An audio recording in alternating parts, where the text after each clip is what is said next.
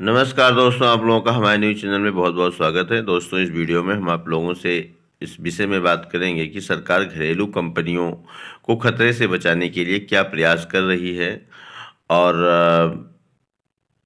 इससे कैसे बचा जा सकता है।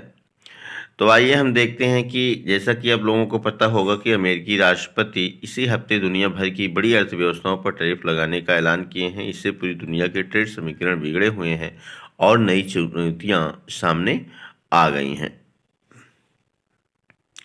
अमेरिकी राष्ट्रपति ट्रंप का टैरिफ पर ऐलान दुनिया भर के सामने एक और चुनौती खड़ी कर दी है। दरअसल ट्रंप के ऐलान के साथ ट्रेड समीकरण बिगड़ गए हैं और जिन देशों पर ऊंचे टैरिफ लगाए गए हैं, अब वे देश अपने प्रोडक्ट के लिए दूसरे बाजार तलाश रहे हैं।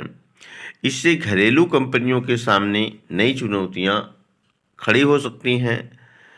भारत को आशंका है कि चीन से भारत में डंपिंग बढ़ सकती है।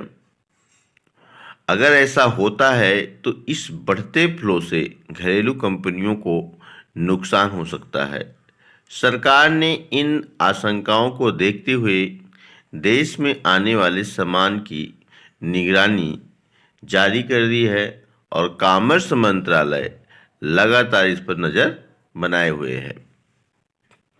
बिजनेस स्टैंडर्ड की एक रिपोर्ट के मुताबिक इस मामले को लेकर कॉमर्स मिनिस्ट्री में लगातार बैठकें भी जारी हैं। आगे हम देखते हैं कि रिपोर्ट में क्या है। रिपोर्ट में सूत्रों के हवाले से जानकारी दी गई है कि मामले को लेकर कॉमर्स डिपार्टमेंट पूरी तरह से अलर्ट है और ट्रंप के ऐलान से पहले से ही भारत आने वाले शिपमेंट पर नज़र रखी जा रही है। चीन पर 34% का अतिरिक्त टैक्स लगाया गया है, जिससे कुल प्रभावित टैक्स बढ़कर 54% हो गया है।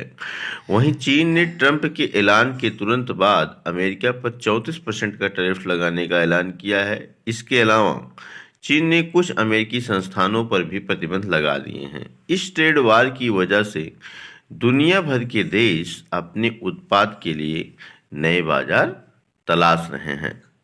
इससे भारत को आशंका है कि चीन से सामान भारत में डंपिंग किया जा सकता है, जिससे भारत की घरेलू कंपनियां बंद हो सकती हैं।